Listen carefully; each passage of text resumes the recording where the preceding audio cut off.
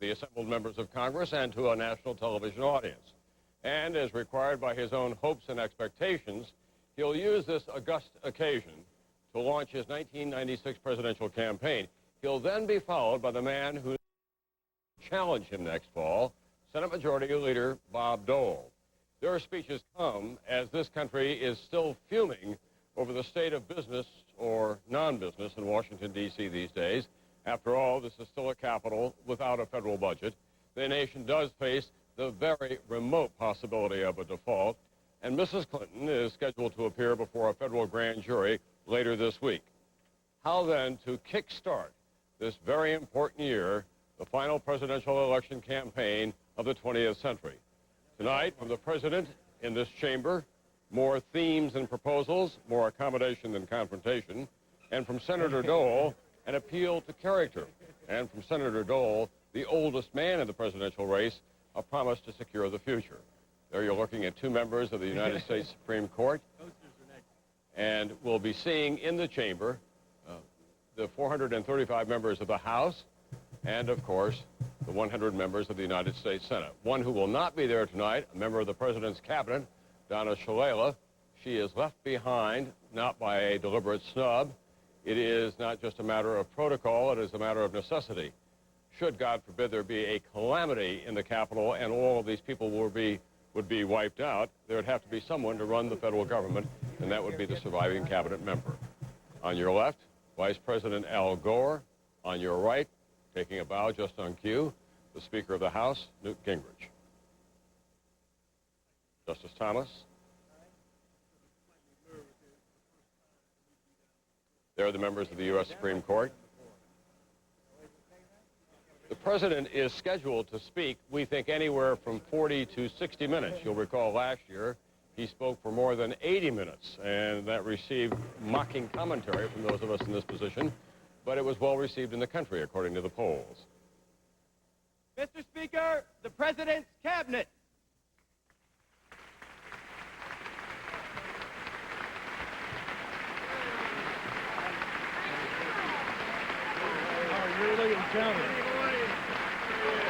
President's Cabinet coming in. You'll be hearing the announcement of the President's arrival from the Sergeant of Arms, Wilson Livingood, who's a former Secret Service agent. There was a change in that position when the Republicans served. That's Madeleine Albright, Leon Panetta, who's the White House Chief of Staff, who has been deep in the negotiations, obviously, over the budget deal. Mickey Cantor, who is our Chief Trade Negotiator.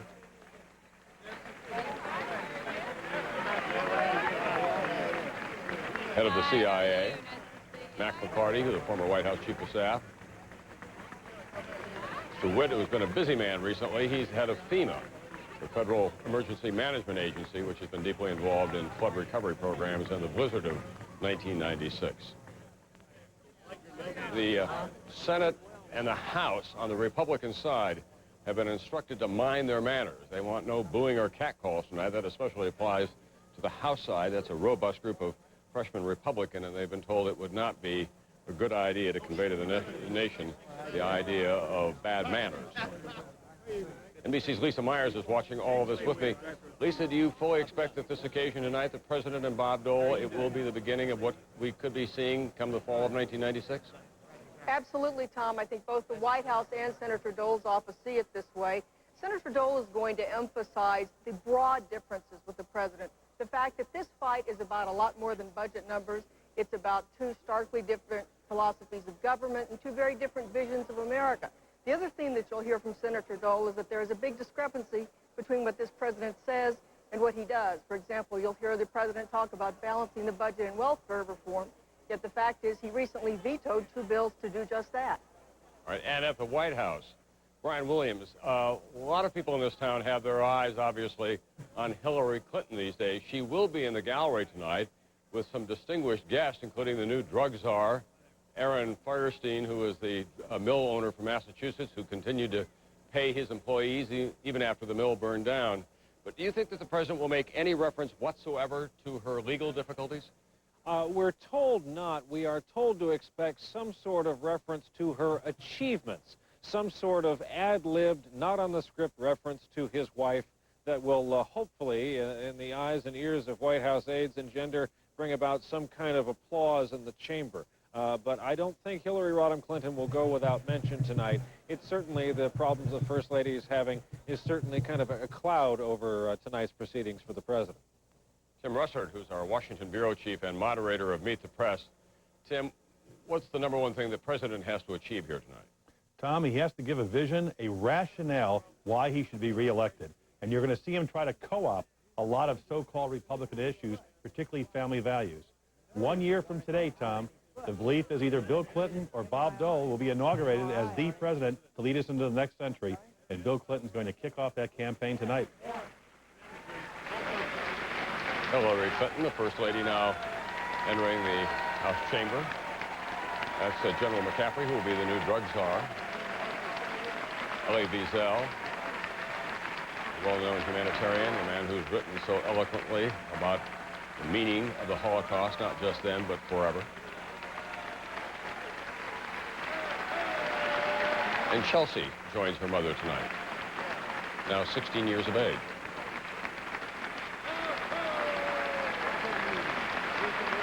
Feuerstein, who is the owner of the mill.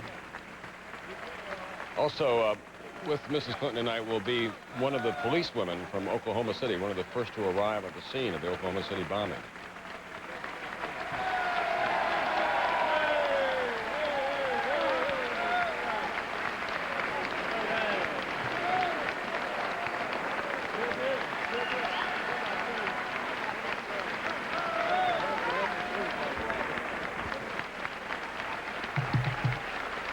Mayor Norman Rice of Seattle is with Mrs. Clinton, and also Mayor Daley of Chicago, who will be an important figure in this presidential year for the Democrats. It's going to be the host city for the Democratic National Convention, and of course Illinois is a key state. Now we're prepared to receive the president in the chamber. We'll be hearing from Wilson Livingood momentarily. Mr. Speaker, the President of the United States.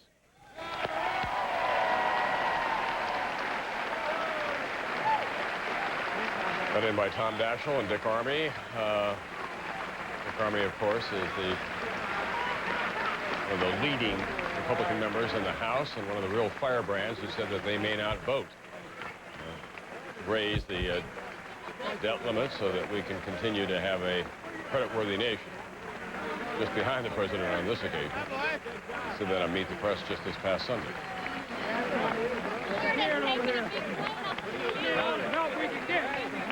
Sonny. Hey, Tom. How you doing, buddy? Yeah. Quintessential moment for pals of all stripes, whatever their party. They get to grip and grin on this big occasion. Always a moment of some drama, especially when the stakes are so high and when they all know in this chamber that they have to find a way to reconnect to their constituencies across the country, Republican and Democrat alike.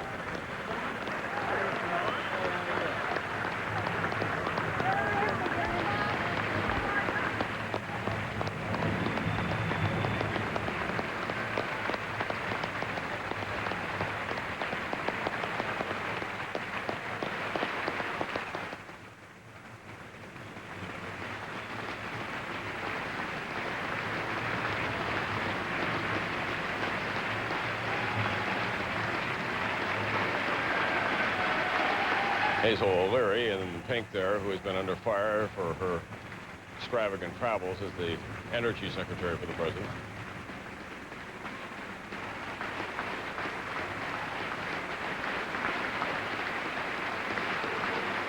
Assembled members of the Joint Chiefs of Staff. The President will make remarks, obviously, tonight about the American troops who are on duty in Bosnia.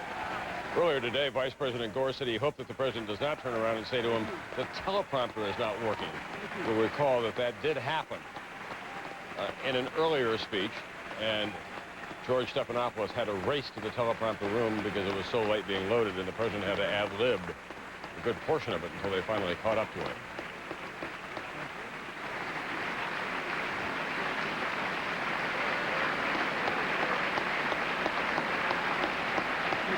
Might be a little personal message to Speaker Gingrich there. That's only a guess, but judging from the response and hearing his laughter in the background. Thank you very much. Curious clapping style the Vice President has. Where's the note from the air? Thank you. That gets framed.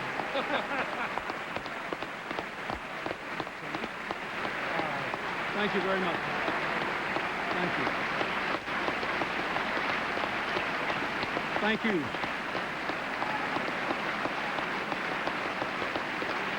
Thank you. Thank you very much. Thank you.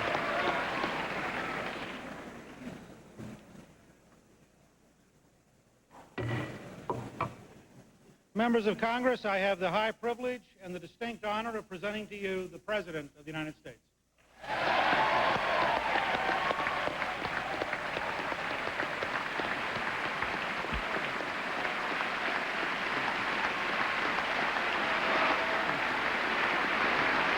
Thank you very much. Thank you. Thank you very much. Thank you.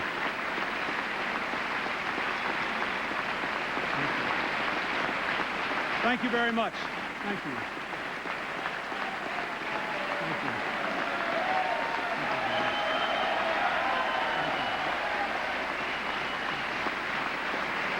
Thank you. Thank you very much. Mr. Speaker, Mr. Vice President, members of the 104th Congress, distinguished guests, my fellow Americans all across our land. Let me begin tonight by saying to our men and women in uniform around the world, and especially those helping peace take root in Bosnia, and to their families, I thank you. America is very, very proud of you.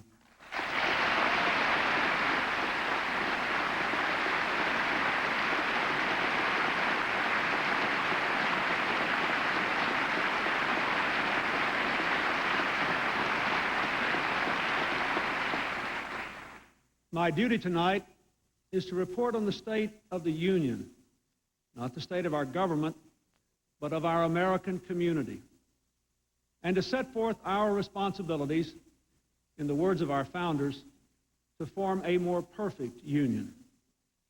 The state of the Union is strong. Our economy is the healthiest it has been in 3 decades.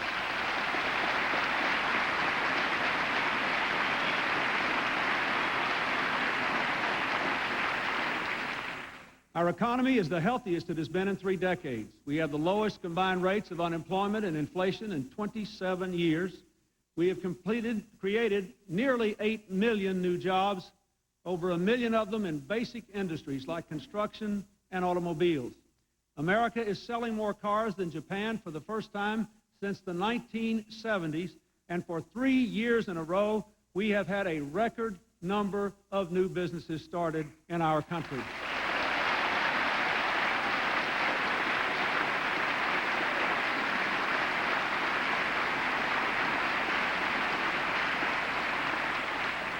Our leadership in the world is also strong, bringing hope for new peace. And perhaps most important, we are gaining ground and restoring our fundamental values. The crime rate, the welfare and food stamp rolls, the poverty rate, and the teen pregnancy rate are all down. And as they go down, prospects for America's future go up.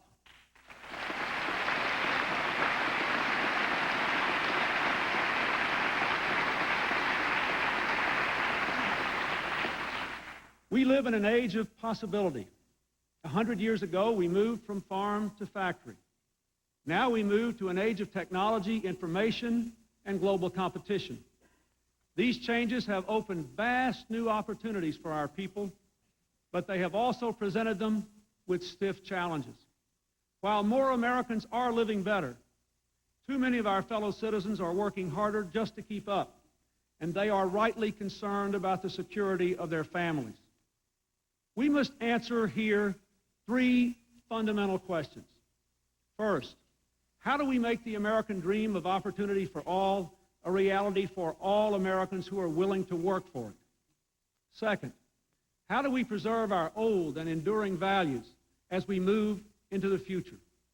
And third, how do we meet these challenges together as one America? We know big government does not have all the answers. We know there's not a program for every problem.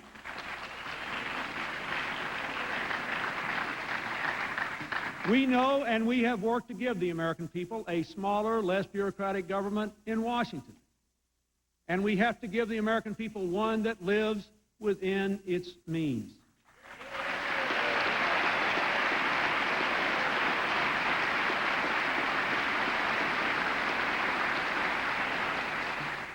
The era of big government is over.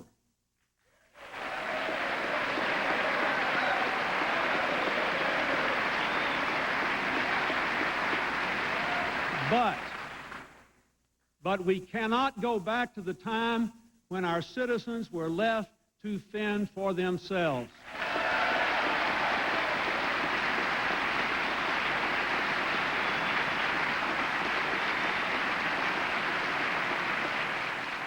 Instead, we must go forward as one America, one nation, working together to meet the challenges we face together.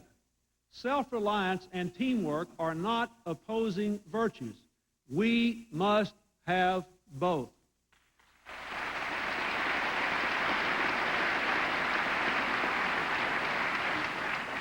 I believe our new, smaller government must work in an old-fashioned American way, together with all of our citizens, through state and local governments, in the workplace, in religious, charitable, and civic associations.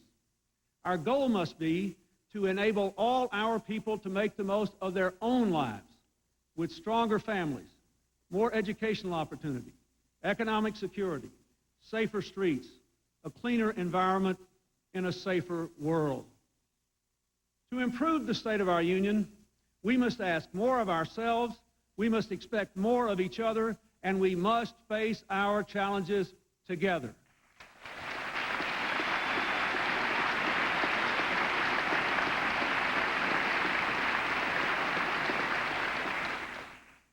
Here, in this place, our responsibility begins with balancing the budget in a way that is fair to all Americans.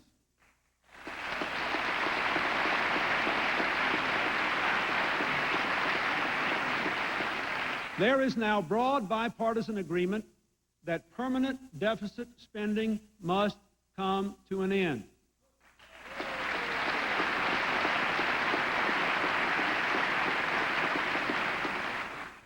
I compliment the Republican leadership and the membership for the energy and determination you have brought to this task of balancing the budget.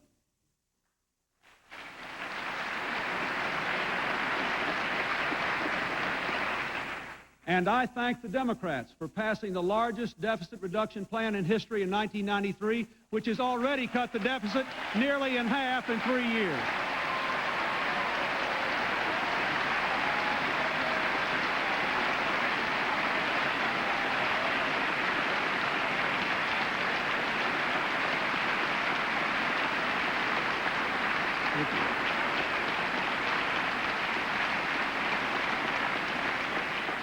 Since 1993, we have all begun to see the benefits of deficit reduction. Lower interest rates have made it easier for businesses to borrow and to invest and to create new jobs. Lower interest rates have brought down the cost of home mortgages, car payments, and credit card rates to ordinary citizens. Now it is time to finish the job and balance the budget.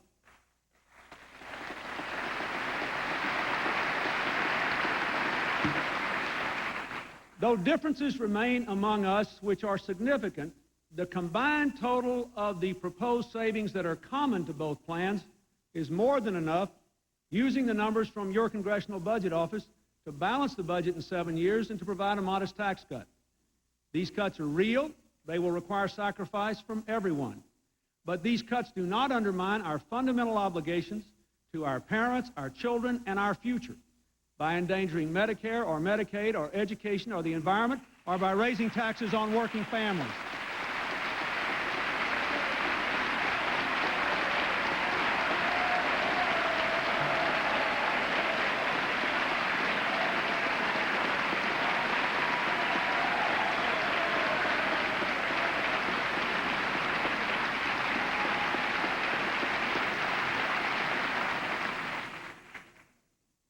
I have said before, and let me say again, many good ideas have come out of our negotiations. I have learned a lot about the way both Republicans and Democrats view the debate before us. I have learned a lot about the good ideas that each side has that we could all embrace. We ought to resolve our remaining differences. I am willing to work to resolve them. I am ready to meet tomorrow.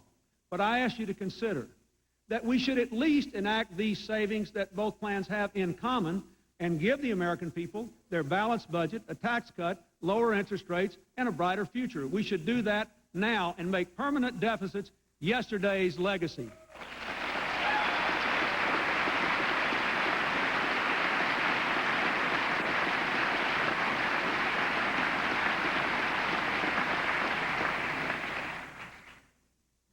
Now it is time for us to look also to the challenges of today and tomorrow, beyond the burdens of yesterday. The challenges are significant, but our nation was built on challenges. America was built on challenges, not promises. And when we work together to meet them, we never fail.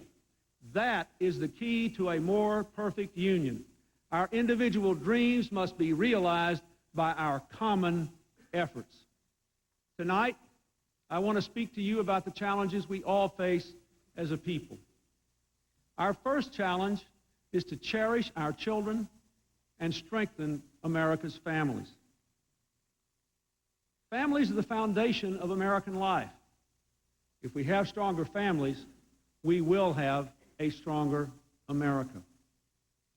Before I go on, I'd like to take just a moment to thank my own family and to thank the person who has taught me more than anyone else over 25 years about the importance of families and children. A wonderful wife, a magnificent mother, and a great First Lady. Thank you, Hillary.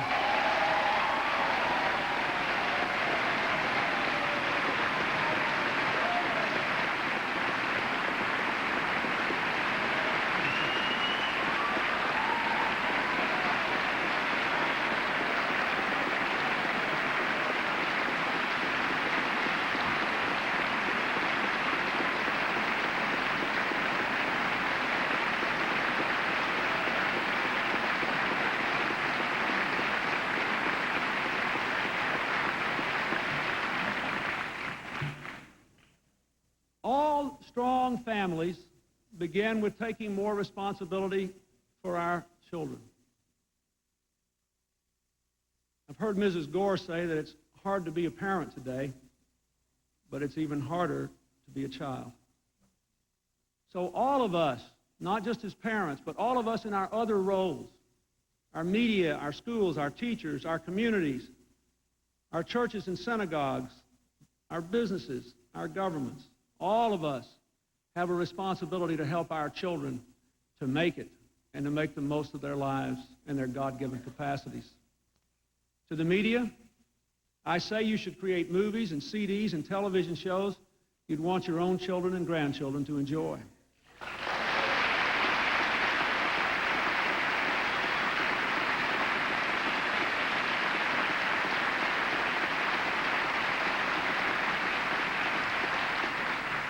I call on Congress to pass the requirement for a V-chip in TV sets so that parents can screen out programs they believe are inappropriate for their children.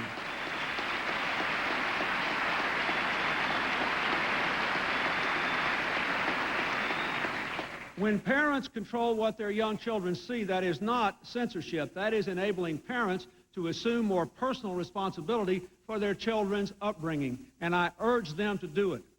The V-chip requirement is part of the important telecommunications bill now pending in this Congress. It has bipartisan support, and I urge you to pass it now.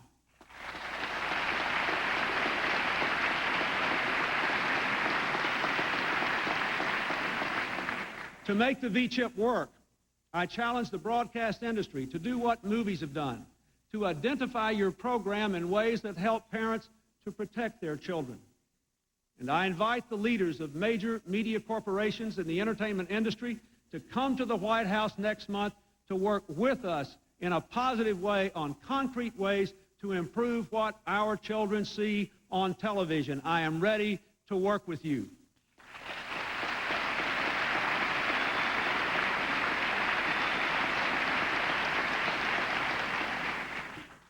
I say to those who make and market cigarettes, every year 1 million children take up smoking, even though it's against the law. 300,000 of them will have their lives shortened as a result. Our administration has taken steps to stop the massive marketing campaigns that appeal to our children. We are simply saying, market your products to adults if you wish, but draw the line on children.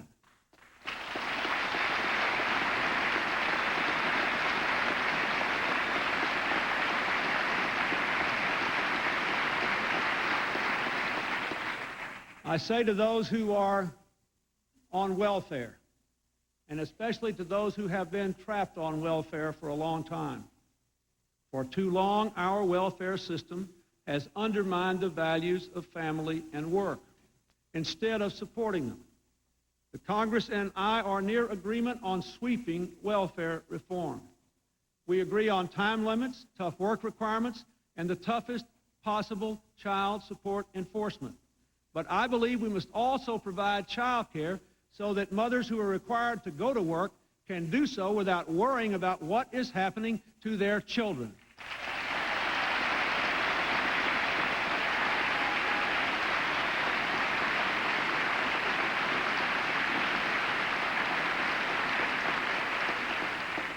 I challenge this Congress to send me a bipartisan welfare reform bill that will really move people from welfare to work and do the right thing by our children. I will sign it immediately.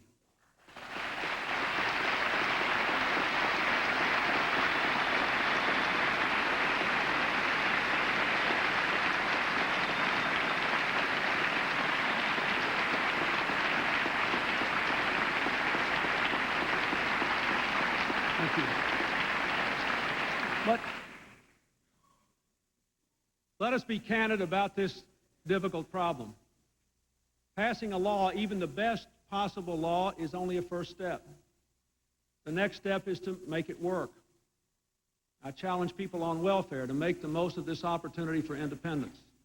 I challenge American businesses to give people on welfare the chance to move into the workforce.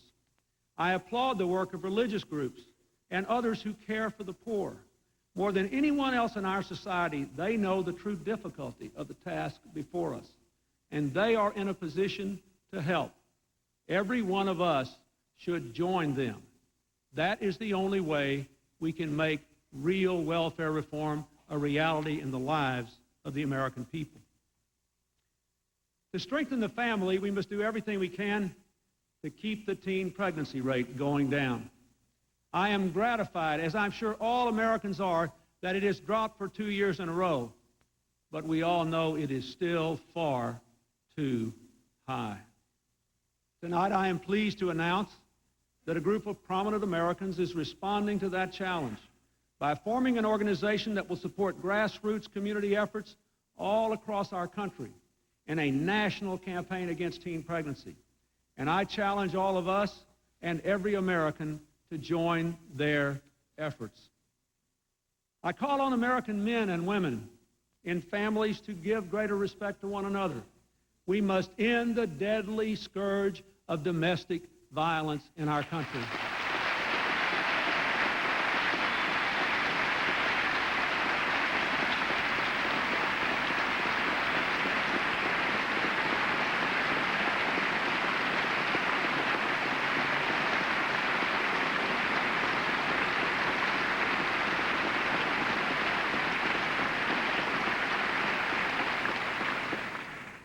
And I challenge America's families to work harder to stay together. For families that stay together not only do better economically, their children do better as well. In particular, I challenge the fathers of this country to love and care for their children. If your family has separated, you must pay your child support. We're doing more than ever to make sure you do, and we're going to do more, but let's all admit something about that too. A check will never substitute for a parent's love and guidance. And only you can make the decision to help raise your children. No matter who you are, how low or high your station in life, it is the most basic human duty of every American to do that job to the best of his or her ability.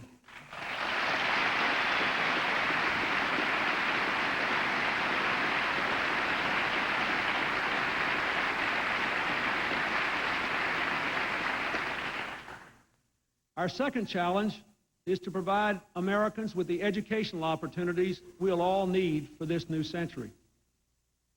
In our schools, every classroom in America must be connected to the information superhighway with computers and good software and well-trained teachers. We are working with the telecommunications industry, educators, and parents to connect 20% of California's classrooms by this spring, and every classroom and every library in the entire United States by the year 2000.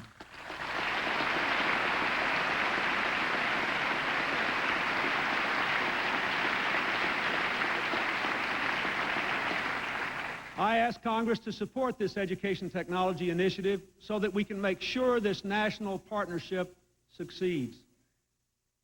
Every diploma ought to mean something.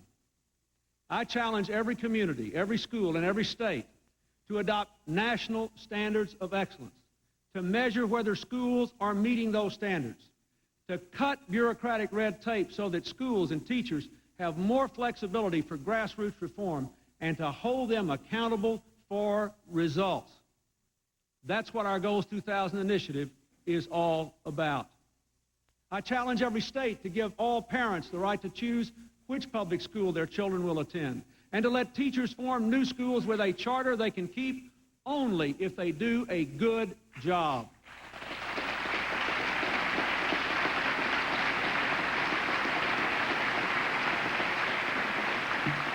I challenge all our schools to teach character education, to teach good values and good citizenship. And if it means that teenagers will stop killing each other over designer jackets, then our public schools should be able to require their students to wear school uniforms.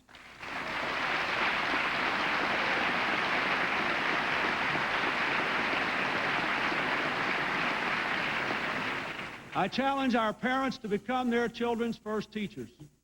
Turn off the TV, see that the homework is done, and visit your children's classroom. No program, no teacher, no one else can do that for you. My fellow Americans, higher education is more important today than ever before. We've created a new student loan program that's made it easier to borrow and repay those loans, and we have dramatically cut the student loan default rate. That's something we should all be proud of because it was unconscionably high just a few years ago. Through AmeriCorps, our national service program, this year 25,000 young people will earn college money by serving their local communities to improve the lives of their friends and neighbors.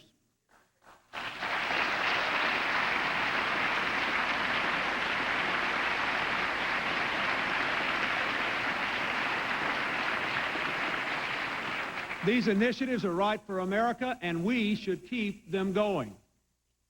And we should also work hard to open the doors of college even wider. I challenge Congress to expand work-study and help 1 million young Americans work their way through college by the year 2000. To provide a $1,000 merit scholarship for the top 5% of graduates in every high school in the United States.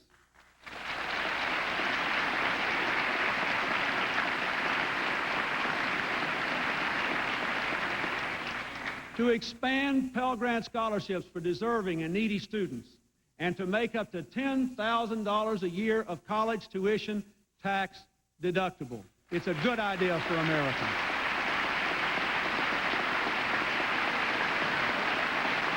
Thank you.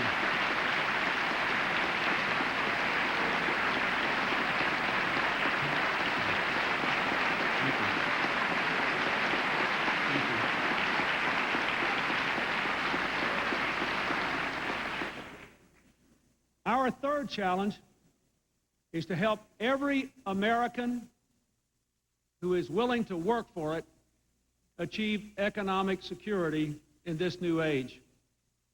People who work hard still need support to get ahead in the new economy. They need education and training for a lifetime. They need more support for families raising children. They need retirement security. They need access to health care. More and more Americans are finding that the education of their childhood simply doesn't last a lifetime.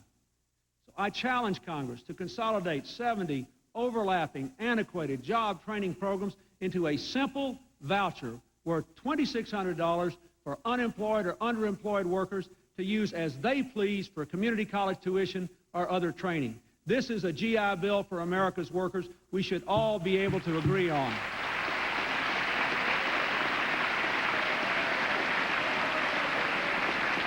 Thank you. Thank you.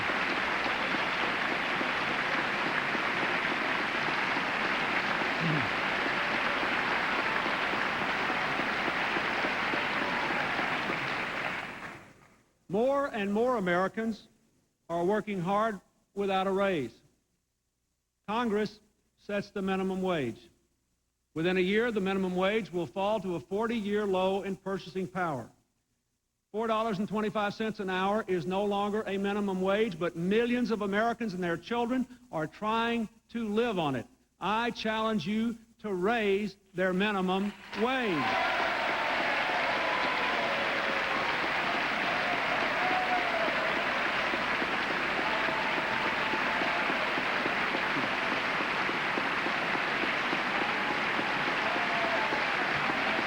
Thank you.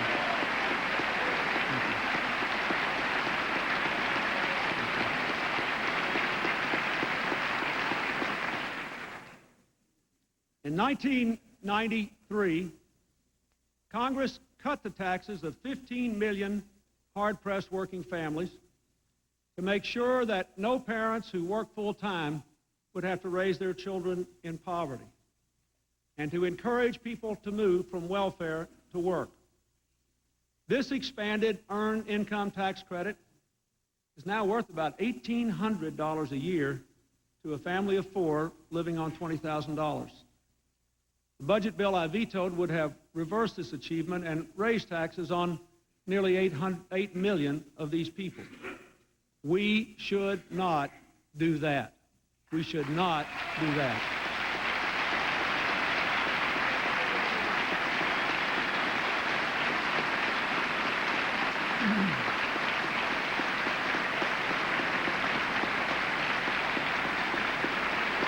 But I also agree that the people who are helped under this initiative are not all those in our country who are working hard to do a good job raising their children and at work. I agree that we need a tax credit for working families with children. That's one of the things most of us in this chamber, I hope, can agree on. I know it is strongly supported by the Republican majority, and it should be part of any final budget agreement.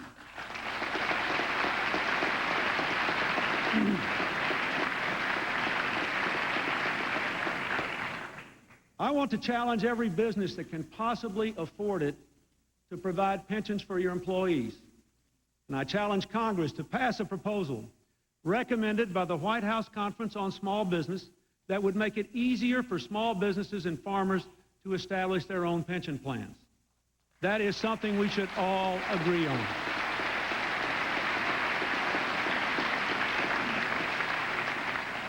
We should also protect existing pension plans. 2 years ago, with bipartisan support that was almost unanimous on both sides of the aisle, we moved to protect the pensions of 8 million working people and to stabilize the pensions of 32 million more. Congress should not now let companies endanger those workers' pension funds.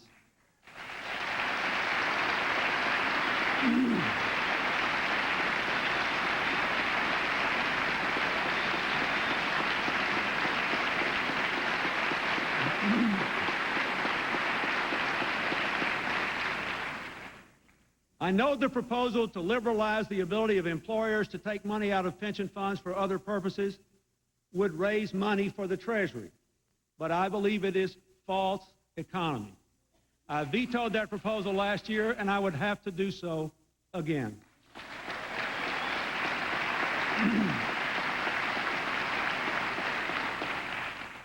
Finally, if our working families are going to succeed in the new economy, they must be able to buy health insurance policies that they do not lose when they change jobs or when someone in their family gets sick. Over the past 2 years, over 1 million Americans in working families have lost their health insurance. We have to do more to make health care available to every American. And Congress should start by passing the bipartisan bill sponsored by Senator Kennedy and Senator Castlebaum that would require insurance companies to stop dropping people when they switch jobs and stop denying coverage for pre-existing conditions. Let's all do that.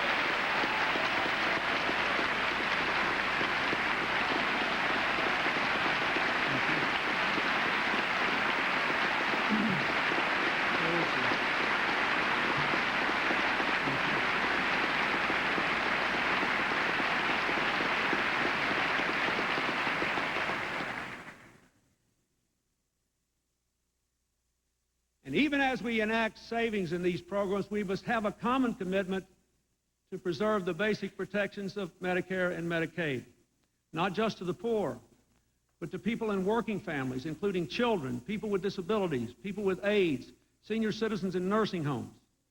In the past 3 years, we've saved $15 billion just by fighting health care fraud and abuse.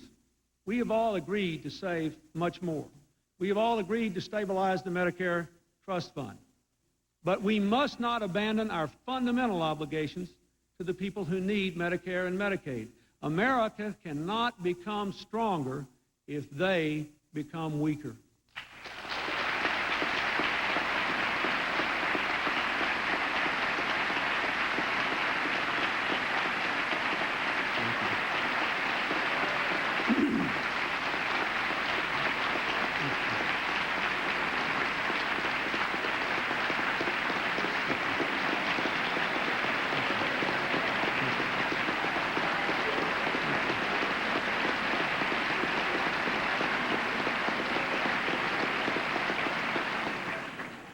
The GI Bill for workers, tax relief for education and child rearing, pension availability and protection, access to health care, preservation of Medicare and Medicaid, these things, along with the Family and Medical Leave Act passed in 1993, these things will help responsible, hardworking American families to make the most of their own lives. But employers and employees must do their part as well, as they are doing in so many of our finest companies, working together, putting the long-term prosperity ahead of the short-term gain. As workers increase their hours and their productivities, employers should make sure they get the skills they need and share the benefits of the good years as well as the burdens of the bad ones. When companies and workers work as a team, they do better, and so does America. Our fourth great challenge is to take our streets back from crime and gang and drugs. At last, we have begun to find a way to reduce crime, forming community partnerships with local police forces to catch criminals and prevent crime. This strategy, called community policing, is clearly working. Violent crime is coming down all across America. In New York City, murders are down 25%. In St. Louis, 18%. In Seattle, 32%. But we still have a long way to go before our streets are safe and our people are free from fear. The Crime Bill of 1994 is critical to the success of community policing. It provides funds for 100,000 new police in communities of all sizes. We're already a third of the way there, and I challenge the Congress to finish the job. Let us stick with the strategy that's working and keep the crime rate coming down.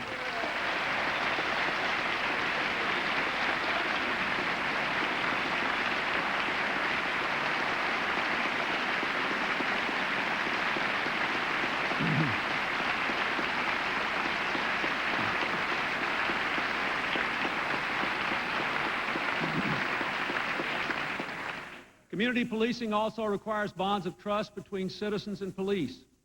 I ask all Americans to respect and support our law enforcement officers. And to our police, I say, our children need you as role models and heroes. Don't let them down. The Brady Bill has already stopped 44,000 people with criminal records from buying guns.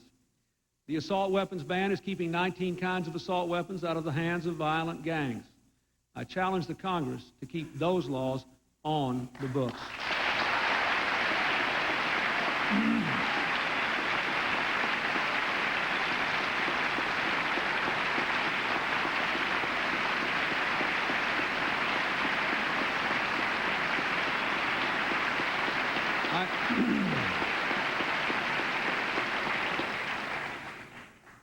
Our next step in the fight against crime is to take on gangs the way we once took on the mob. I'm directing the FBI and other investigative agencies to target gangs that involve juveniles in violent crime and to seek authority to prosecute as adults teenagers who maim and kill like adults. And I challenge local housing authorities and tenant associations. Criminal gang members and drug dealers are destroying the lives of decent tenants. From now on, the rule for residents who commit crime and peddle drugs should be one strike and you're out.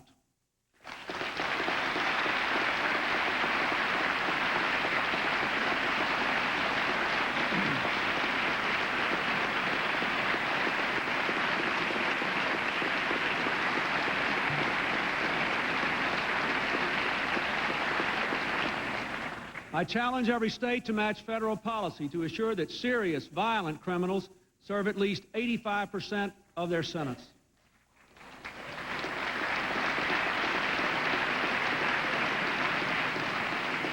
More police and punishment are important, but they're not enough. We have got to keep more of our young people out of trouble with prevention strategies not dictated by Washington, but developed in communities. I challenge all of our communities, all of our adults, to give our children futures to say yes to. And I challenge Congress not to abandon the crime bill support of these grassroots prevention efforts.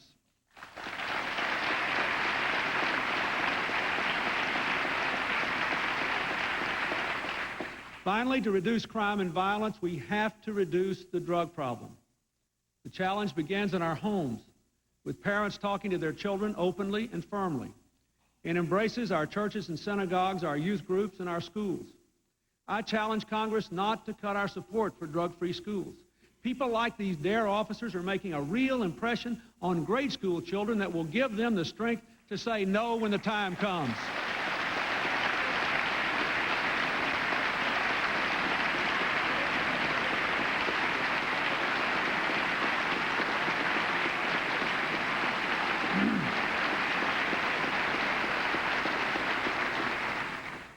Meanwhile, we continue our efforts to cut the flow of drugs into America. For the last 2 years, one man in particular has been on the front lines of that effort. Tonight, I am nominating him, a hero of the Persian Gulf War and the Commander-in-Chief of the United States Military Southern Command, General Barry McCaffrey, as America's new drug czar.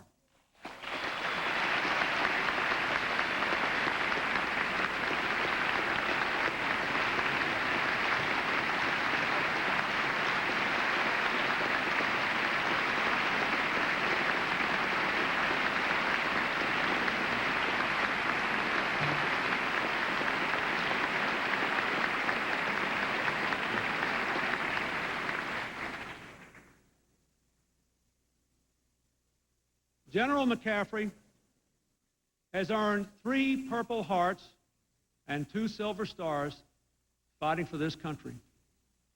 Tonight, I ask that he lead our nation's battle against drugs at home and abroad. To succeed, he needs a force far larger than he has ever commanded before. He needs all of us. Every one of us have a role to play on this team. Thank you, General McCaffrey, for agreeing to serve your country one more time.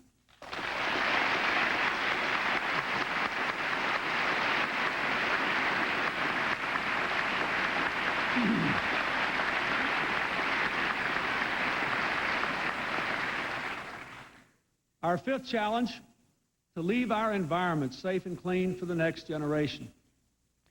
Because of a generation of bipartisan effort, we do have cleaner water and air.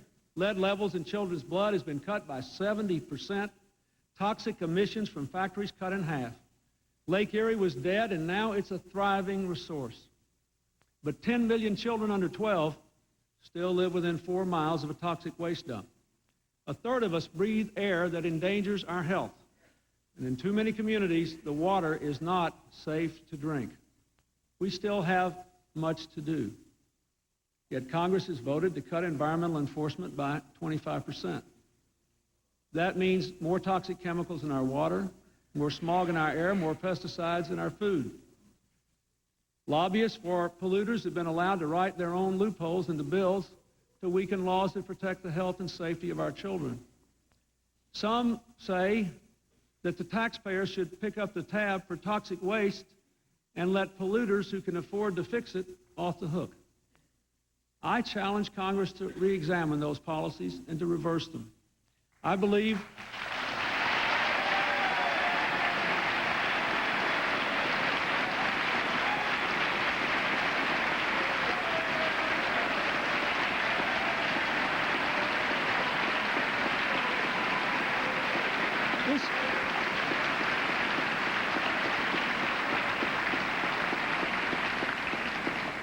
this issue has not been a partisan issue. The most significant environmental gains in the last 30 years were made under a Democratic Congress and President Richard Nixon. We can work together. We have to believe some basic things. Do you believe we can expand the economy without hurting the environment? I do. Do you believe we can create more jobs over the long run by cleaning the environment up? I know we can. That should be our commitment.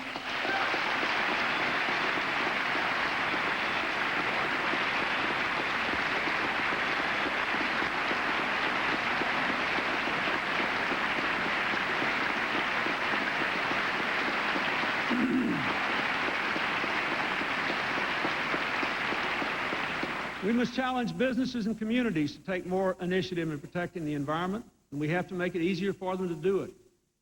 To businesses, this administration is saying, if you can find a cheaper, more efficient way than government regulations require to meet tough pollution standards, do it, as long as you do it right. To communities, we say, we must strengthen community right-to-know laws requiring polluters to disclose their emissions, but you have to use the information to work with business to cut pollution. People do have a right to know that their air and their water are safe.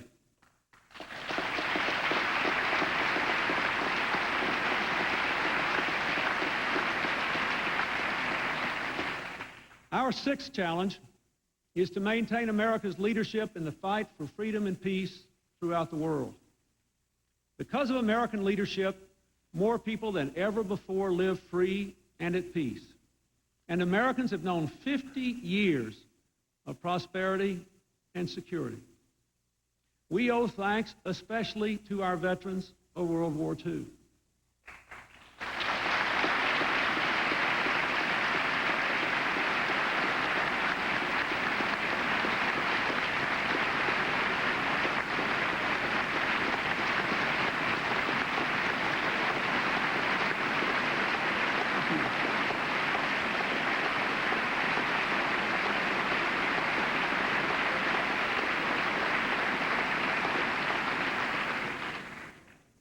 I would like to say to Senator Bob Dole and to all others in this chamber who fought in World War II, and to all others on both sides of the aisle who have fought bravely in all our conflicts since, I salute your service, and so do the American people.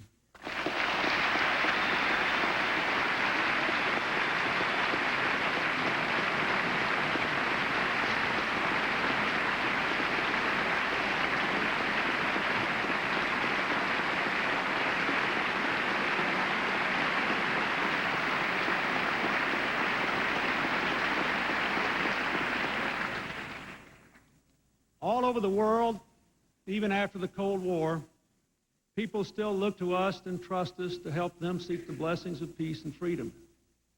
But as the Cold War fades into memory, voices of isolation say America should retreat from its responsibilities. I say they are wrong. The threats we face today as Americans respect no nation's borders. Think of them: terrorism, the spread of weapons of mass destruction, organized crime, drug trafficking, ethnic and religious hatred, aggression by rogue states, environmental degradation. If we fail to address these threats today, we will suffer the consequences in all our tomorrows.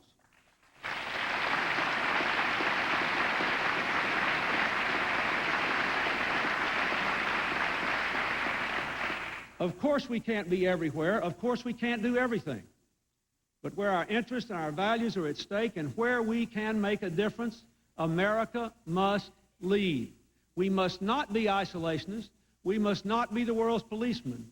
But we can and should be the world's very best peacemaker.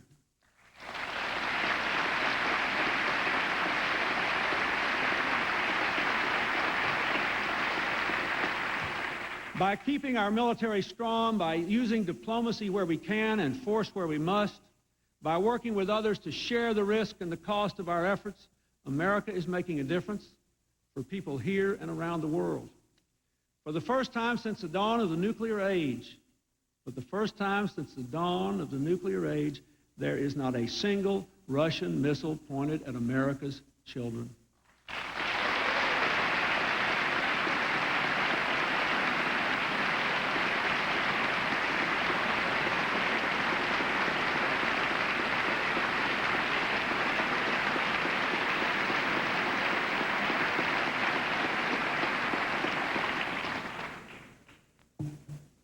North Korea has now frozen its dangerous nuclear weapons program. In Haiti, the dictators are gone. Democracy has a new day. The flow of desperate refugees to our shores has subsided. Through tougher trade deals for America, over 80 of them, we have opened markets abroad, and now exports are at an all-time high, growing faster than imports and creating good American jobs.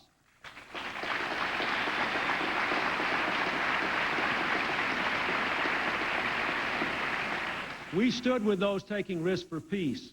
In Northern Ireland, where Catholic and Protestant children now tell their parents violence must never return. In the Middle East, where Arabs and Jews who once seemed destined to fight forever now share knowledge and resources and even dreams. And we stood up for peace in Bosnia.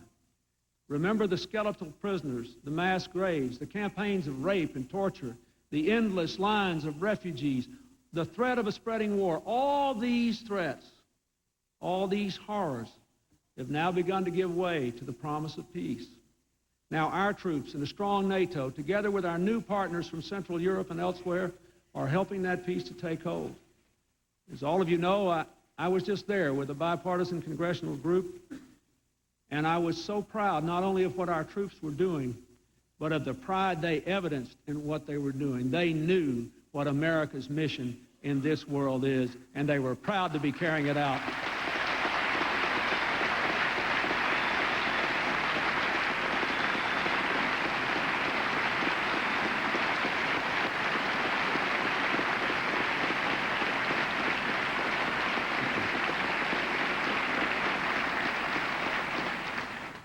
Through these efforts, we have enhanced the security of the American people. But make no mistake about it, important challenges remain. The START II treaty with Russia will cut our nuclear stockpiles by another 25%. I urge the Senate to ratify it now.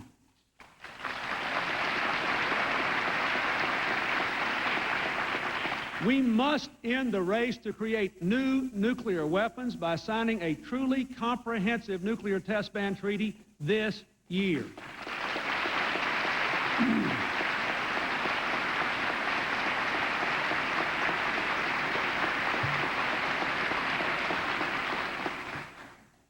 As we remember what happened in the Japanese subway, we can outlaw poison gas forever if the Senate ratifies the Chemical Weapons Convention this year.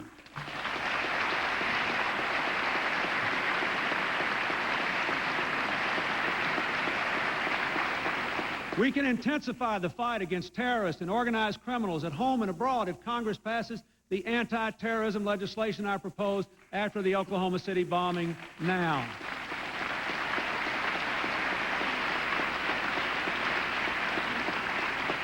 We can help more people move from hatred to hope all across the world in our own interest if Congress gives us the means to remain the world's leader for peace.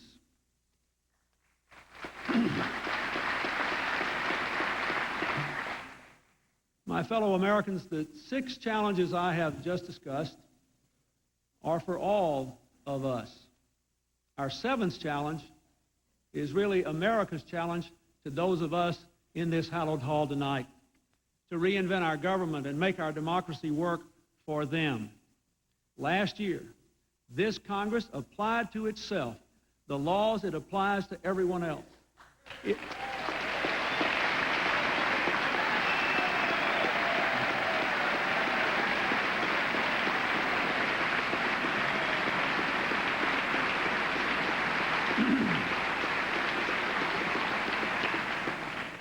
This Congress banned gifts and meals from lobbyists. This Congress forced lobbyists to disclose who pays them and what legislation they are trying to pass or kill.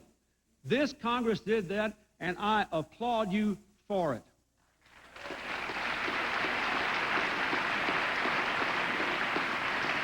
Now I challenge Congress to go further, to curb special interest influence in politics by passing the first truly bipartisan campaign finance reform bill in a generation.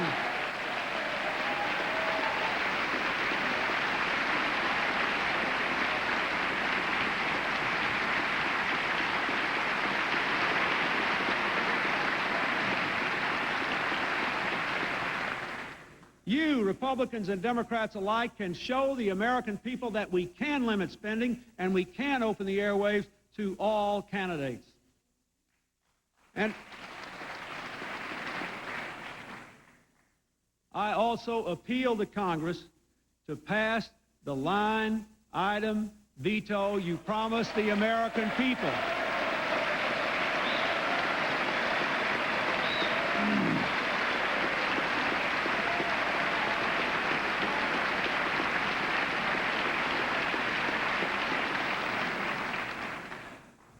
Our administration is working hard to give the American people a government that works better and costs less. Thanks to the work of Vice President Gore, we are eliminating 16,000 pages of unnecessary rules and regulations, shifting more decision-making out of Washington back to states and local communities.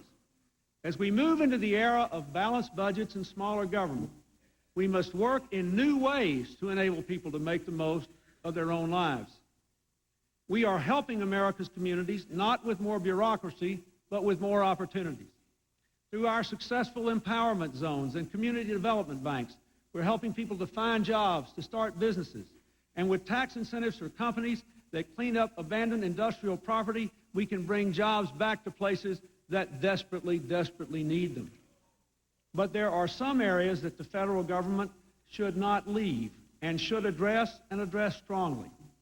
One of these areas is the problem of illegal immigration.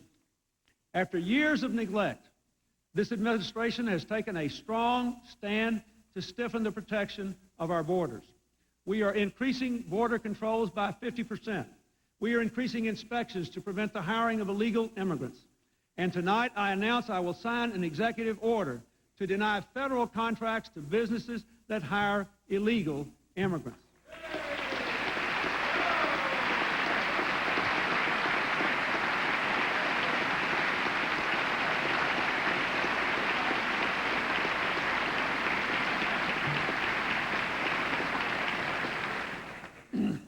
Let me be very clear about this.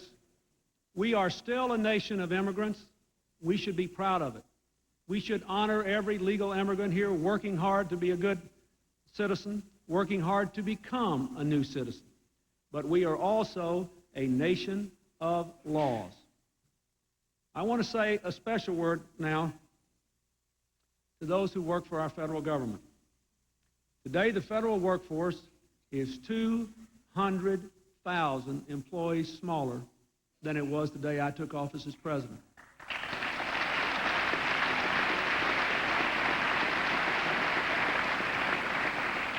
Our federal government today is the smallest it has been in 30 years, and it's getting smaller every day. Most of our fellow Americans probably don't know that. And there's a good reason. A good reason. The remaining federal workforce is composed of hardworking Americans who are now working harder and working smarter than ever before to make sure the quality of our services does not decline.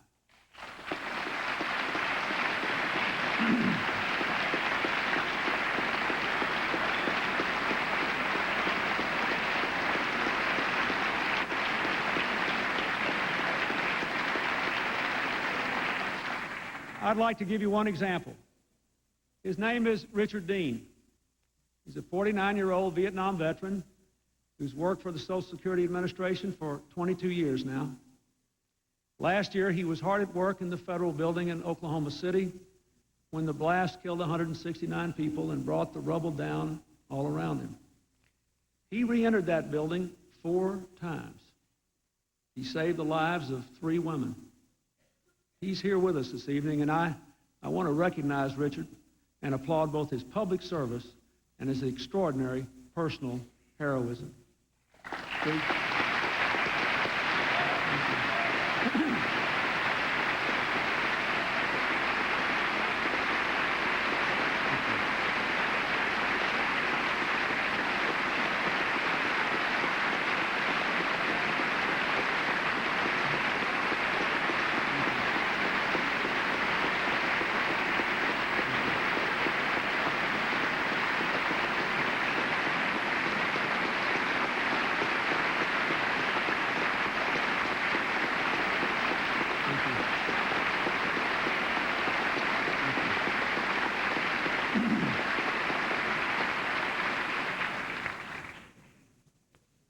But Richard Dean's story doesn't end there.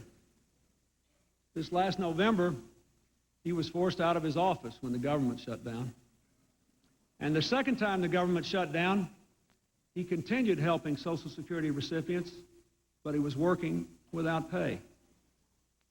On behalf of Richard Dean and his family, and all the other people who are out there, working every day, doing a good job for the American people, I challenge all of you in this chamber, let never, ever shut the federal government down again.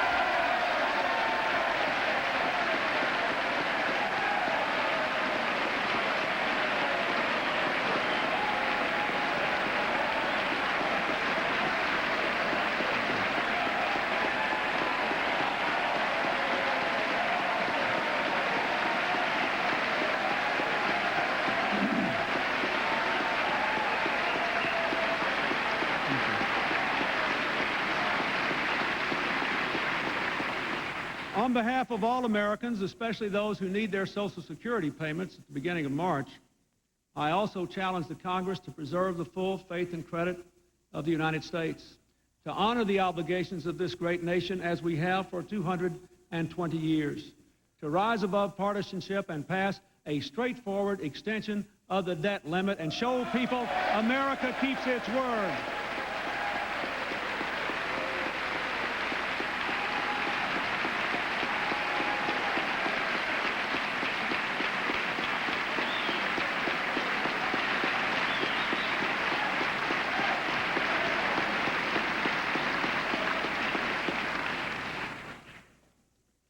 I know that this evening I have asked a lot of Congress and even more from America, but I am confident. When Americans work together in their homes, their schools, their churches, synagogues, their civic groups, their workplace, they can meet any challenge. I say again, the era of big government is over, but we can't go back to the era of fending for yourself. We have to go forward to the era of working together as a community, as a team, as one America, with all of us reaching across these lines that divide us, the division, the discrimination, the rancor. We have to reach across it to find common ground. We have got to work together if we want America to work.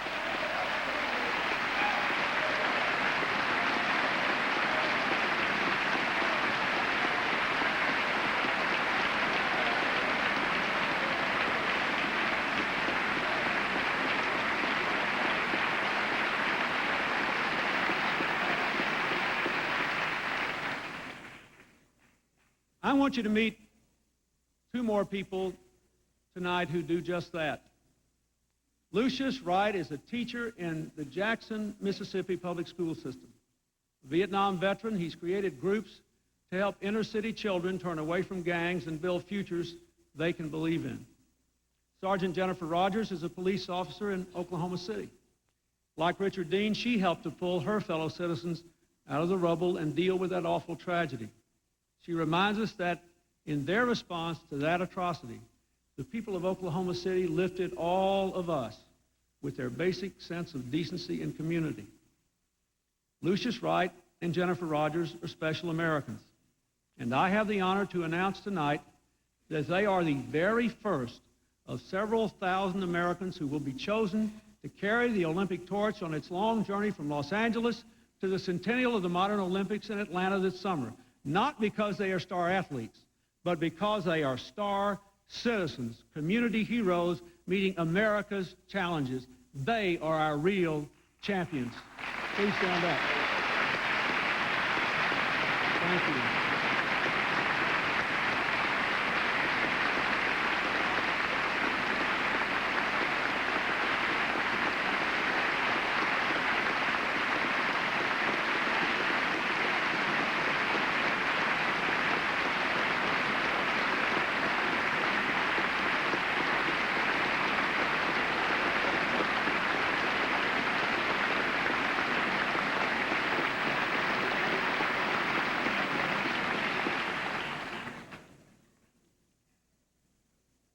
Now each of us must hold high the torch of citizenship in our own lives. None of us can finish the race alone. We can only achieve our destiny together. One hand, one generation, one American connecting to another. There have always been things we could do together, dreams we could make real, which we could never have done on our own.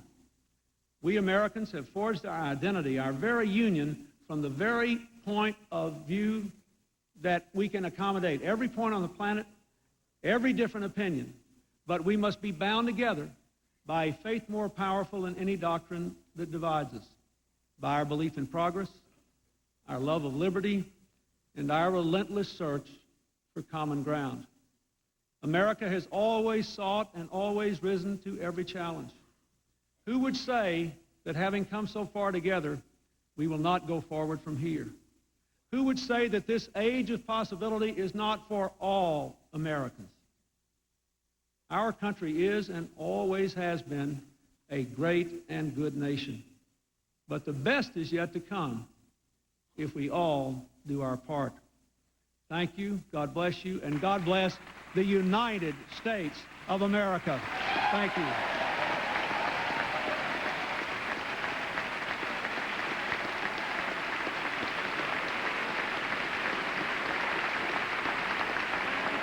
President Bill Clinton and I speaking just slightly more than an hour, touching many of the traditional issues dear to the hearts of Democrats, but my own guess is that in the minds of a lot of Republicans in that chamber listening to him tonight, they're saying he's co-opting us on family values, on media values, on school choice in the public school system, on teenage pregnancy, on welfare, on any number of issues that they have raised as part of their Republican contract with America.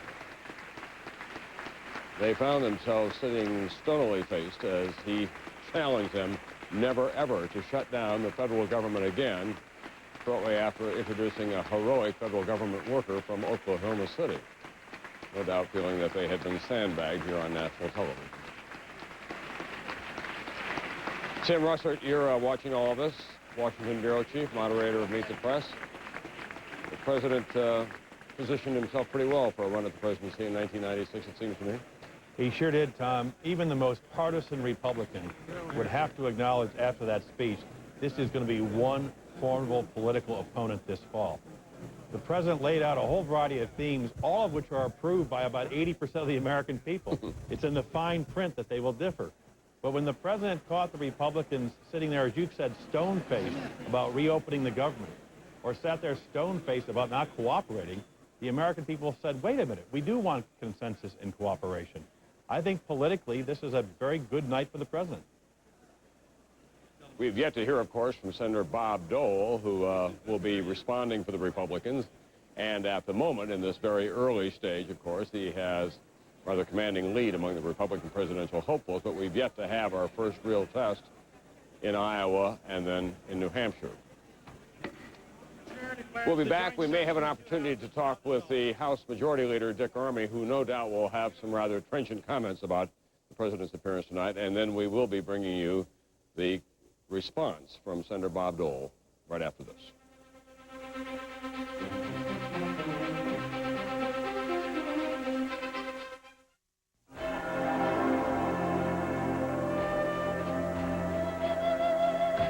Good morning, ladies and gentlemen. I have a brief announcement to make. Today, our country enters the 21st century with a private... Around the world today, a historic transformation is taking place, as industries once owned by governments are increasingly owned by investors. And Merrill Lynch is helping lead the way by advising governments in some of the most significant privatizations, and by advising investors on how best to take advantage of the opportunities that result. Privatization leads... But our role is hardly surprising, given that more companies, countries, and individuals turn to Merrill Lynch for financial advice than any other firm. And a better life for our people. For all our clients, the quality of our advice makes a difference. The difference is Merrill Lynch. I'm just not comfortable anymore. Really? I'd like something more contemporary, with more of the luxury, security, and room we've worked so hard for. So you want a new house? No, a Cadillac DeVille. Now DeVille is better than ever, because now it has the North Star system and its extraordinary combination of comfort, safety, security, and performance. Nothing else feels like DeVille from Cadillac. But it would look great in a new driveway. Super Bowl week on the Tonight Show. Bonnie Raitt, Tracy Ullman tonight. Introducing Channel 13's new troubleshooter reporter, John Baird. His job is to solve problems, from consumer fraud to government waste, and he needs your help. This week, I'm going to ask you to use your telephone to report any wrongdoings that need to be exposed. If you know someone who's being cheated, victimized, or swindled, blow the whistle.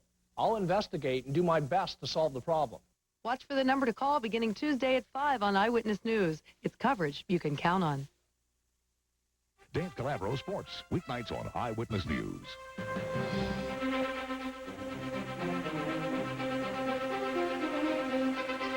I'm Tom Brokaw back in Washington. We have just heard President Clinton deliver about a 1 hour and 5 minute State of the Union address in which he touched on a lot of themes dear to the hearts of Democrats, but also to Republicans. And one of the Republicans who watched in rather stoic fashion tonight joins us now.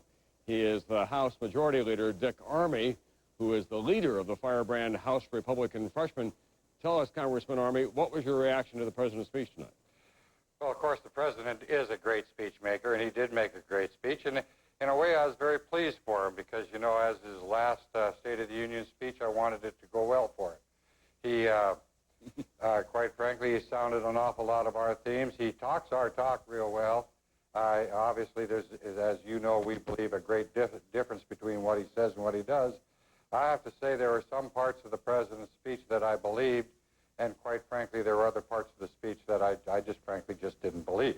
Congressman, one of his principal themes was unity and getting business done on behalf of the American public, and he appealed directly for a lifting of the federal debt limit so that the business can go on. Just this past weekend, you said that you were inclined not to have that happen, that there ought to be a confrontation. Have you changed your mind? No, first of all, you misrepresent what I said this weekend. I said that the President would not have a clean debt ceiling, a blank check. I've been here for 11 years. I've never seen any Congress give the President a debt ceiling increase without some significant legislative effort attached to it. The reason for that is that neither party, for either party, whether you're Republican or Democrat, liberal or conservative, it's not a popular vote for the individual member to make. Therefore, it is necessary to raise the debt ceiling, as the Democrats have known, to have something on it that advances the policy agenda that the majority of the Congress believes the American people find important and precious. Nobody here is disinclined to give the President a debt ceiling increase. After his veto of the last one we tried to give him, we do realize that he's created a serious situation. And when the President says seriously now, I really do need a debt ceiling increase, and I understand the importance of it, we'll send another one up, and we'll hope that he will, in fact, sign the next debt ceiling increase we send him rather than veto it like he did the last one we sent up. Congressman, thank you very much. We don't want you to spill over into the time that has been reserved tonight for your party to make its response. We'll be hearing momentarily now from Senate Majority Leader Bob Dole, who will be responding on behalf of his party. Here he is now. Good evening. I'm Bob Dole, and I'm here to briefly reply to the President's message on the State of the Union. But a reply need not be an argument. Instead, I want to present another view, another way of thinking about the problems we face. A few years back, I met with a group of 100 high school seniors, one young man and woman from every state. During the meeting, one young man stood up and said, "Senator, everybody has somebody who speaks for them. But who speaks for us?" he asked me. Who speaks for the future? That's what I want to talk with you about tonight. The future and the values that will shape it. Those values are at the heart of our disagreements with the President. President Clinton says our differences are few, the budget numbers are close, and that we should try to find common ground. We have tried and tried again and again, but such a place appears to be elusive. For while we share an abiding love of country, we have been unable to agree. Why? Because we have starkly different philosophies of government and profoundly different visions of America. So all the talk and fighting in Washington can seem very remote, and we political figures can seem detached and petty and far removed from the everyday struggle of American citizens and families. But the truth is, we cannot ignore the future. The point of our lives, after all, is to raise children who are smarter and healthier and nobler than we are, to contribute to a country that is better than today's America, to make a world that is better and finer for all of God's creation. America's greatness, all that we take such justified pride in today, America's greatness was built by men and women who sacrificed ease and comfort and the joys of today to build a better future for those who came after. How many pioneers faced a hostile and threatening frontier? How many immigrants gave their bodies to the mines? And how many soldiers lost their lives on distant battlefields to secure a better future for their children and their children's children? In every generation, Americans made these sacrifices and found in their making a purpose and a direction to life. Now we have to do that in this generation. And thanks to God and fortune, to those who went before, we don't have to conquer a dangerous frontier. We don't have to fight another great war. What we have to do is to face the fact that we cannot give in to all of our own desires. As we have just heard, President Clinton and those who share his vision of America have chosen their ground. The President has chosen to defend with his veto a welfare system that no one can defend, for it is a daily assault on the values of self-reliance and family. He has chosen to defend an education establishment run by liberals whose goal is to operate every school in America by remote control from Washington. He has chosen to veto a defense bill because it provided for defending America against weapons of mass destruction. He has chosen to defend the status quo in Medicare, a system on which lives depend, and a program in urgent need of rescue. President Clinton has chosen to defend and increase a tax burden that has pushed countless families into their own personal recessions. And unfortunately, he has chosen to veto the first balanced budget in a generation, offering only a fantasy in its place. Now, if you have a child asleep in your home tonight, you'll probably check on him or her before you go to bed. And as you bend over to tuck your child in, think about this. If we continue down this path, we will place a tremendous burden of debt on every child in America. Now, how can we betray them and their parents and their grandparents? How can we fail to act? We cannot and we will not. Every political movement and every public official must locate a place in his heart where compromise ends, a core of conviction where we keep our conscience. There comes a time when even practical leaders must refuse to bend or to yield. And for Republicans and countless Democrats and independents, we have arrived at that time. America's troubles are real, but our choices are clear, and our will is strong.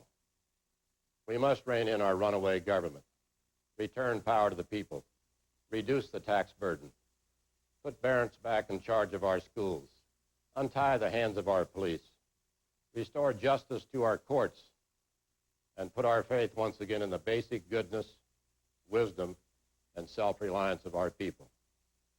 Oh, the President spoke with great eloquence tonight about a future with unlimited possibilities. It is a vision we all share, for it is the story of America. But while the President's words speak of change, his deeds are a contradiction. The President claims to embrace the future while clinging to the policies of the past. For 3 years, this administration has valued dependence on government over self-reliance, federal power over community, federal planning over individual enterprise. It has tried to place government experts in charge of our economy and our health and our lives. It has put liberal judges on the bench to war with our values, and it questions the participation of religious people in public life, treating them as fanatics out of step with America. President Clinton shares a view of America held by our country's elites, a nation of special interest groups, united only by dependence on government, competing with each other for handouts, and held back by outdated values. Now, for those who hold this view, there's only one answer for our problems: more government, bigger government, and more meddlesome government. And if you listen closely tonight, that's what President Clinton talked about. President Clinton may well be the rear guard of the welfare state. He is the chief obstacle to a balanced budget and the balanced budget amendment. He is almost the last public defender of a discredited status quo. We Republicans will not give up the struggle because America will round the corner to a brighter future if we prevail. I come from Russell, Kansas. There's not much money there, but the people are rich in many other ways. Life isn't always easy, but the values are durable. Love of God and country and family, commitment to honesty, decency, and personal responsibility, and self-reliance tempered by a sense of community. Those values made America the greatest nation on earth. And there's no doubt in my mind that we can get our country back on track if we reassert them again as a people and if our government returns to them as a matter of national policy. Now, just like the debate over the budget this winter, our arguments this spring will seem a maze of conflicting numbers, assertions, and high-sounding words. But what we're really arguing about are the values that will shape our nation, our government, and the future of that child sleeping down the hall. Now, some people try to make these matters complicated, but they're simple in my hometown, and probably where you are as well. Americans know that handouts without responsibility destroy human dignity. We know that the help of a neighbor is preferable to that of a bureaucrat. And we know that wealth is created by free individuals in their smarts and their sweat. Government programs can only spend it. Now, I'm a very practical man, but I believe in the miracle of America. And I've never gone in for dramatics, but I do believe we have reached the defining moment. It is as if we went to sleep in one America and woke up in quite another. It is as though our government and our institutions and our culture have been hijacked by liberals and are careening dangerously off course. Well, we know the way back, but we must act now. And my promise tonight is that we can and we will. If there is no agreement, we will send President Clinton another balanced budget with tax relief for American families, regulatory relief for small businesses, farmers, and ranchers, and real welfare reform. We will always be mindful of the poor and disadvantaged, education and the environment, but we will begin the defunding of Big Brother by unfunding wasteful programs and meddlesome departments. We will send the President bill after bill, returning power and programs to the states and to the people. We will challenge President Clinton again and again to walk the talk he talks so well. As we do, remember this: our battles will not be about numbers. They'll be about the character of our nation. Yes, our country has problems, but we can handle them. Whether it's deficit spending, or the welfare bureaucracy, or our liberal courts, or the trouble in our schools, what's wrong is that the elites in charge don't believe in what the people believe in. That we can fix. We know what made America great. All we need now is resolve to lead our country back to her place in the sun, and the courage to speak for the future. So when you close the door to your child's room tonight, remember, it's not too late. This is a great country. Our strength has always come from the truth and from sacrifice and honor, and from the bottomless reservoir of hope and work and courage that is the American people. Always we have built for the future, with a half-silent consciousness that we were doing the work of the Lord. Today we feel ourselves beset by many difficulties, by violence and resentment, by racial and partisan divisions, by economic storms, by dizzying changes of every kind. Yet the blood of greatness, of noble forebearers, of men and women of incredible achievement still runs through us all. That birthright is what it means to bear the name America. In this time, in this generation, in this year, we, like they, can and will overcome. We need only to rededicate ourselves to earning the name we have inherited. Thank you very much. God bless America, and good night. Senator Bob Dole, the Senate Majority Leader, responding on behalf of the Republicans tonight to President Clinton's State of the Union address. This could very well be a preview of what we'll see in the fall of 1996, although by no means have we settled that issue yet, because we've not yet gotten to Iowa or New Hampshire, the first two tests of the Republican presidential nomination, but Bob Dole does continue to lead in the polls. I'm joined now by NBC's Lisa Myers, who covers Congress for NBC News. Do you think that the Republicans tonight are feeling a bit on the defensive, Lisa? Yes, I think they feel they've been stung, perhaps even had all their best issues stolen. One of the things that they were concerned about tonight, they knew the president was going to give a heck of a speech. He always does. But what he has managed to do also is blur the differences. And Republicans believe they need to sharpen the differences to have any chance of winning this election. One of the things you're going to see now is see Republicans send piece of their agenda back to the president, trying to enact pieces so they can say to the American people, we delivered. The president talked, but we delivered.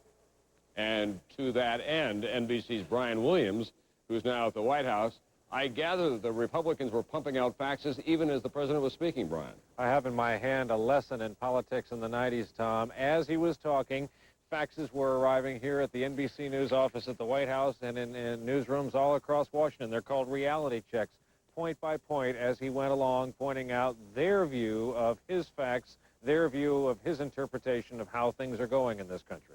What was their most effective fax from your point of view? Well, it's voluminous. I've yet to look through all of them, but it's largely welfare, food stamp rolls. They cite case upon case. The success story of Governor Tommy Thompson in Wisconsin, for example, where the president's programs could have been made so much better, where the Republican programs are better off for the future. And NBC's Tim Russert, who is our Washington bureau chief, a familiar figure as moderator of Meet the Press. Tim, as we take a look at 1996 and the presidential campaign, were you a little surprised that Bob Dole didn't adopt some of the president's themes about the need to get together to have a united way of solving these problems? Tom, Bob Dole was giving a Republican primary speech. He used the word liberal at least 5 times. He talked about welfare. He was targeting that speech to Iowa and New Hampshire because he wants to secure the nomination before he runs in the November election. I think the most important thing that Dick Armey did in his interview with you and Bob Dole did was raise the whole issue of trust and character. Bill Clinton may give a good speech, they're saying, but do you believe he will actually implement it? Do you believe the president? That is the one issue that the White House fears most. Let's talk practically about what will happen in this Capitol in the next 10 days or so. Based on what the president said tonight about not shutting down the federal government again, and you saw the response in the chamber itself, you heard Dick Armey talking about raising the debt ceiling, getting it back so that the government can continue. Do you think that that crisis now has passed? This Friday, Congress will send up to the president a bill to temporarily fund the government. At a reduced level, the president will sign that. The government will stay open. The next crisis, Tom, will be February 29, this leap year, when the government will go into default unless Congress sends up a debt ceiling. I believe they will lift that debt ceiling, but they will have conditions to it, and that will have to be worked out. In the end, I believe they will reach a compromise. All right, Tim Russert, Lisa Myers, Brian Williams, thank you all very much. Thank you for joining us tonight.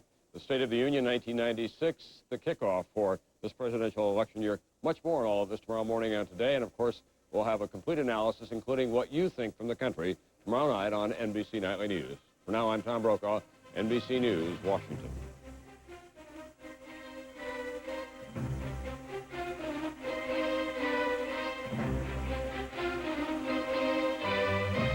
This has been a special report from NBC News.